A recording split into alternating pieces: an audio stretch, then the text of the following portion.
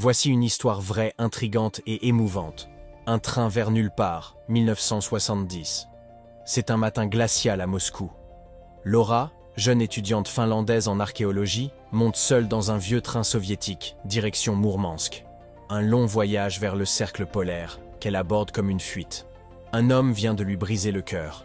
Elle part loin, très loin. Mais à peine installée, un choc. Un jeune russe bourru, Lyoha, s'effondre dans le même compartiment qu'elle. Il sent la vodka. Il parle fort. Il ricane. Elle veut fuir. Mais il est trop tard. Le train a déjà quitté la gare. Les premiers jours sont tendus. Lyoha, ouvrier rustre, se moque d'elle. Il lui pique ses biscuits. Lit ses livres sans comprendre. Rit de ses silences.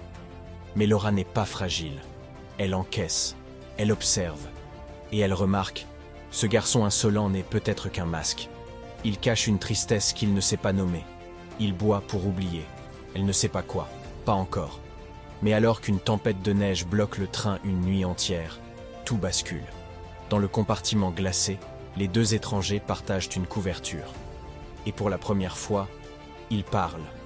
Des souvenirs flous, des peurs, des rêves impossibles. Elle découvre un homme seul, abandonné jeune. Il découvre une femme libre, mais blessée. Et sans qu'ils s'en rendent compte, ils tombent amoureux. Pas avec des gestes, pas avec des mots, avec des regards, avec les silences entre les gares. Mais le voyage touche à sa fin, et ils n'ont aucun moyen de rester en contact. Mourmansk, le terminus. Laura descend. Lyoha reste sur le quai. Il ne l'embrasse pas. Elle ne pleure pas. Mais ses mains tremblent. Ils ne se sont même pas dit leur nom complet. Et ce fut tout. Du moins, c'est ce qu'ils croyaient. 50 ans de silence. 2020. Une équipe de réalisateurs finlandais veut adapter cette vieille histoire ferroviaire racontée par une femme nommée Laura, aujourd'hui retraitée. Ils cherchent un acteur pour jouer Lyoha. Par curiosité, ils lancent un appel à témoins, et par un miracle improbable, un routier russe reconnaît l'histoire. C'est lui. Lyoha est vivant. Et il n'a jamais oublié Laura. Jamais. Ils se retrouvent enfin. Les retrouvailles. Les caméras filment. Une petite maison près de la mer Baltique. Deux vieillards se regardent, se reconnaissent, et éclatent de rire, puis de larmes.